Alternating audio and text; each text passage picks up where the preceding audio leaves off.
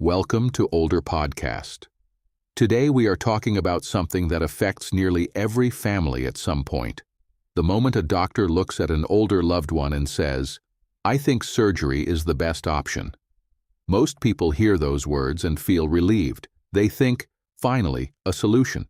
But what if surgery, the very thing meant to help, sometimes carries risks so serious that the recovery itself becomes the danger? Joining me today is Nobel Prize-winning scientist Dr. Becker. Dr. Becker, welcome to Older Podcast. Thank you, Dr. James. I am very glad to be here, and I want to say from the very beginning, this conversation could genuinely save lives. Let us start with something that surprises most people. When we talk about surgery and older adults, many assume the main question is whether the surgery will work. But the real question, the one that does not get asked nearly enough, is whether the person can survive the recovery. Those are two completely different things.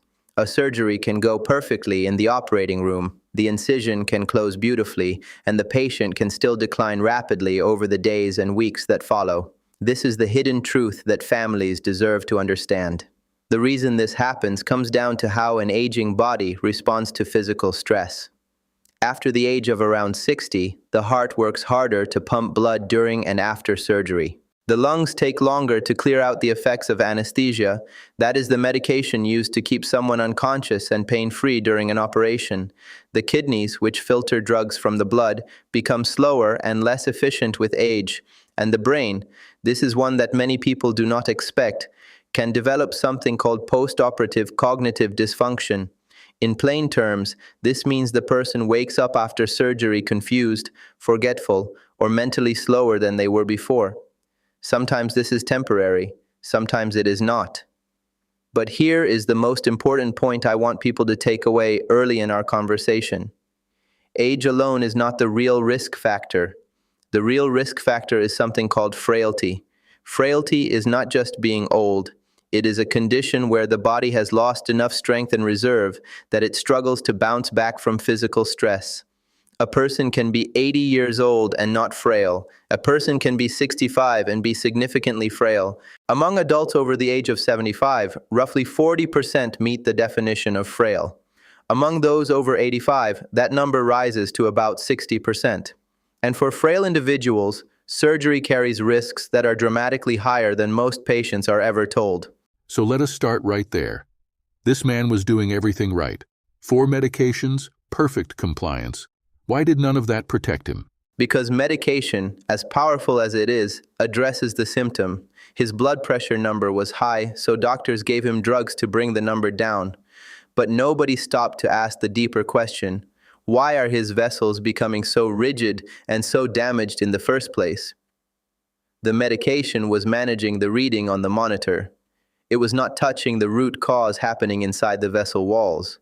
And the root cause for most people over 60 is something that has been building silently for decades. After the age of 60, something structural begins to change inside the body. I always use the analogy of a garden hose when I explain this to patients, because it is the most honest picture I know.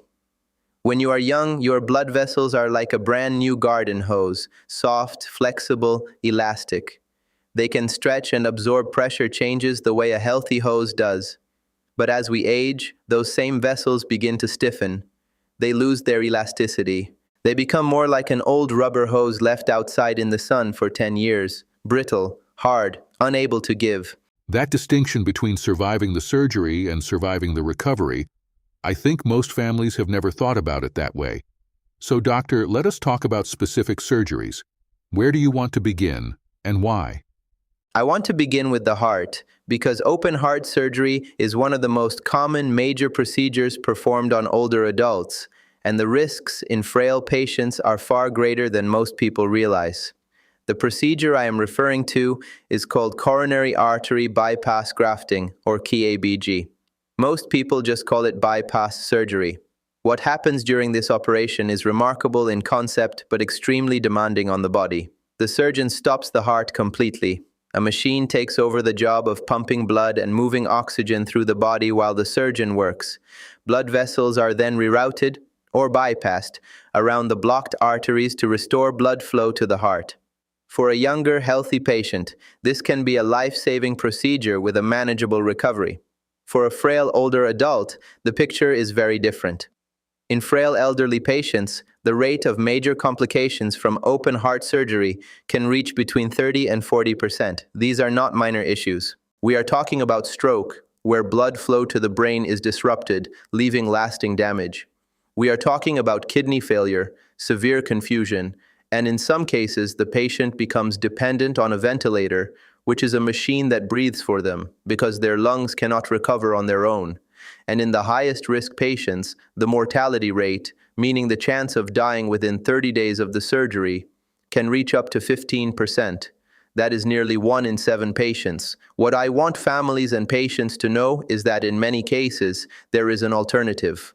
For certain heart conditions, less invasive procedures exist. One example is something called TAVR, transcatheter aortic valve replacement. Instead of opening the chest entirely, a thin tube called a catheter is guided through a blood vessel, usually in the leg, and used to repair or replace the valve without stopping the heart. The body goes through far less trauma. Recovery is shorter. For many frail patients, the outcomes are significantly better. The question every family should be asking before agreeing to open heart surgery is this: is there a minimally invasive option available for this patient? That is remarkable. The idea that such a serious heart procedure can sometimes be done through a tube in the leg rather than opening the chest completely. Most people have no idea that is even possible. Doctor, what about the spine? So many older adults live with chronic back pain, and surgery often feels like the only way out. What do you want people to know about spinal surgery? Back pain is one of the most common reasons older adults end up in a surgeon's office, and spinal surgery is one of the procedures where I feel the gap between expectation and reality is the widest. The surgeries we are talking about here include spinal fusion, where 2 or more vertebrae, which are the bones of the spine, are permanently joined together to stop painful movement between them, and multi-level decompression, where portions of the spine are removed to relieve pressure on the nerves. These are major operations. They involve general anesthesia, significant blood loss, a long time in the operating room, and a recovery period that can last months. For adults over 65, the complication rate from aggressive spinal surgery sits at around 40%. That means 4 out of every 10 patients experience a serious problem.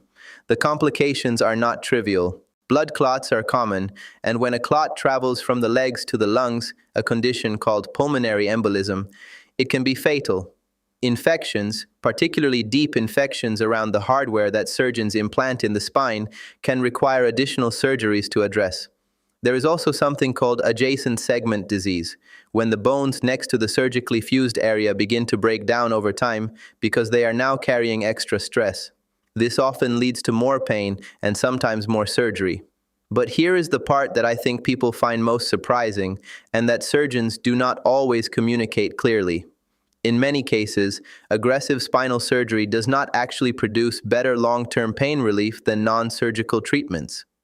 Physical therapy, pain management, targeted injections, and lifestyle adjustments have shown in many patients to produce outcomes that are comparable, and sometimes better, without the risks of major surgery. Surgery is not always the only solution. It is not always the best solution, and for a frail older adult, it may carry risks that simply outweigh the potential benefits. 4 out of 10 patients experiencing complications. That number is hard to hear, especially for people who have been living with back pain for years and just want relief. You mentioned cancer surgery next. I imagine the instinct to remove a tumor is almost universal. What is the reality for older patients? The instinct to remove a tumor is completely understandable. It is deeply human. When someone hears the word cancer, every part of them wants that thing out of their body immediately. But complex cancer surgery in older and frail patients is an area where the data tells a story that we must be honest about. Consider a procedure called the Whipple operation. This is one of the most complex surgeries in all of medicine. It is used for tumors in the pancreas and surrounding areas. This surgery can last anywhere from 6 to 10 hours.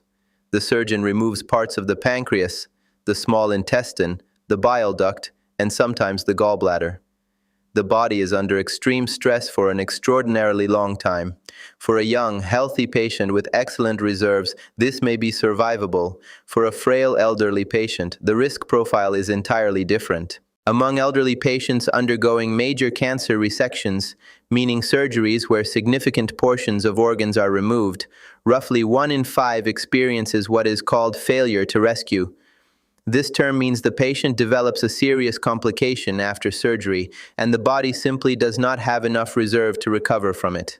The patient does not die from the cancer itself. The patient dies from the aftermath of the surgery that was supposed to treat the cancer. That is the painful reality that must be spoken clearly. What I want people to understand is that there are often alternative approaches that can extend life and preserve quality of life without subjecting an older body to the trauma of hours-long surgery. Radiation therapy targets tumors with focused energy without requiring any incision. Targeted therapy uses medications designed specifically to attack cancer cells. And in some cases, watchful waiting, monitoring the tumor carefully over time, is a legitimate and medically sound approach, particularly for slow-growing cancers in very elderly patients. The goal should always be quality life years, not simply tumor removal for its own sake. Quality life years, not just tumor removal.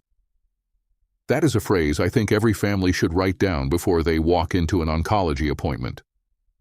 What about joint replacement surgery? Hip and knee replacements are so common. Most people consider them routine. Is that view accurate? Hip and knee replacement surgeries are, in many cases, genuinely life-changing procedures. For the right patient, the right preparation, and the right timing, they restore mobility and dramatically improve quality of life. I want to be clear about that, but the word routine can create a false sense of safety, and for certain older patients, the risks are anything but routine. The risk picture changes significantly when a patient comes to surgery carrying multiple serious health conditions alongside their joint problem. Heart disease reduces the body's ability to handle the stress of surgery and anesthesia.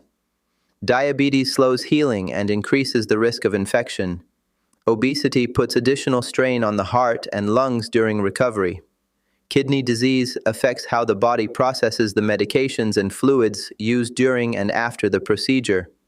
When several of these conditions exist together, the likelihood of serious complications rises sharply. The most dangerous complications in this group include deep vein thrombosis, blood clots that form in the veins of the legs during recovery, and pulmonary embolism, where those clots travel to the lungs and block blood flow. Pneumonia is also a significant risk, particularly for patients who cannot move freely in the days after surgery.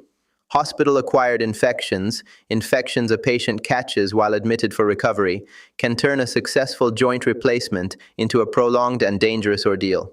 But here is what gives me genuine hope in this area. The solution is not simply to avoid surgery.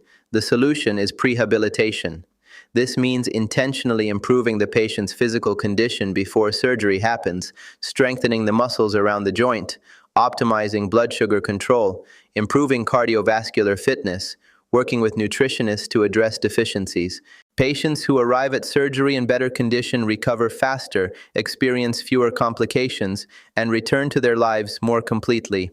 Timing and preparation matter just as much as the surgery itself, and in some cases, they matter even more. Prehabilitation, preparing the body before surgery rather than simply showing up on the day, that is a concept I think far too few patients know about. Now, doctor, there is one more surgery on your list, and this one is different because there is no time to plan. What happens when an older adult faces emergency abdominal surgery? Emergency abdominal surgery is in a category of its own because unlike the other procedures we have discussed, there is no opportunity to prepare, no chance to seek a second opinion, and often no time to have the conversations that could shape the outcome. The situations that lead here, a ruptured appendix, a perforated bowel where the intestine develops a hole and its contents spill into the abdominal cavity, or internal bleeding, demand immediate action, and the risks are severe. For adults over the age of 75 facing major emergency abdominal surgery in serious cases, the mortality rate sits between 30 and 50%. These are not numbers to soften. Half of the most severely affected patients in this age group do not survive.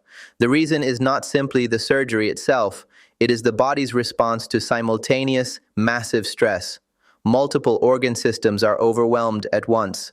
The heart, the lungs, the kidneys, and the immune system all face extreme demands at the same time. This is called multi-organ stress combined with systemic inflammatory response, meaning the body launches such a powerful inflammatory reaction to the crisis that the inflammation itself becomes dangerous. I want to share the story of a patient who illustrates why preparation matters even in emergencies. He was 78 years old, a retired engineer, and for weeks he had been experiencing abdominal discomfort that he and his family attributed to diet. By the time he arrived at the hospital, he had a perforated bowel and was already in serious systemic distress. He survived, but his recovery took nearly 4 months, and he never fully returned to his previous level of independence.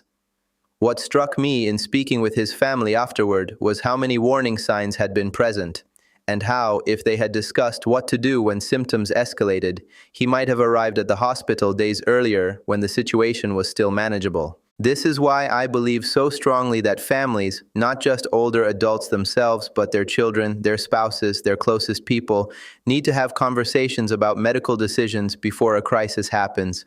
What are the person's wishes? Who has the authority to make decisions if they cannot? What symptoms should trigger an immediate call for help? These conversations feel uncomfortable, but they are an act of love, and they can genuinely change outcomes. That story stays with me. Warning signs that were missed, a family that was not prepared, and a recovery that cost months of a man's independence. Doctor, before we close, I want to ask you something personal.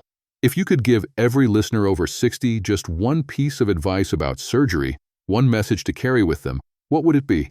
I would tell them this: a surgical recommendation is not a final decision. It is the beginning of a conversation. I have spent years working with patients and with the science of how the aging body functions, and the single most important shift I have seen in patients who do well is this: they ask questions. They do not simply nod and sign the consent form. They sit across from their surgeon and they say, "What happens if I wait? Is there a less invasive alternative? What will my recovery realistically look like week by week? What is your complication rate for patients like me?" These are not difficult questions. They are not rude questions. They are the questions that every patient has an absolute right to ask, and every good surgeon will welcome them. I also want people to know that the field of medicine has made extraordinary advances in minimally invasive approaches. Laparoscopic surgery uses tiny incisions and a small camera instead of large openings. Robotic-assisted surgery allows precision that was not possible a generation ago. Catheter-based procedures treat conditions that once required opening the chest or the abdomen. Many conditions that used to demand major surgery can now be managed with medication, physical therapy, targeted treatments, and nutritional support. Surgery is one option. It is often not the only option. Let me tell you about a patient, a woman with significant heart disease who came to me after receiving multiple surgical recommendations from different specialists. She was 72, she was frail, and she was frightened. After a thorough review, her care team decided on a different path. Medication carefully adjusted to her specific condition, combined with a structured rehabilitation program. She did not have the surgery. 3 years later, she was still living in her own home, still cooking her own meals, still walking to the end of her street every evening. Quality of life sustained. That is what I want for every older adult listening to us today. I want them to know they are not passive recipients of medical decisions. They are participants. They have a voice, and that voice matters more than they may realize. To every person listening today, I want to ask you one question for the comments below. Has a doctor ever recommended surgery to you or someone you love? And did you ask for a second opinion? Tell us what happened. Your experience might help someone else make a better decision. If this episode helped you, please like this video, subscribe to Older Podcast, and share it with someone over 60 who needs to hear this.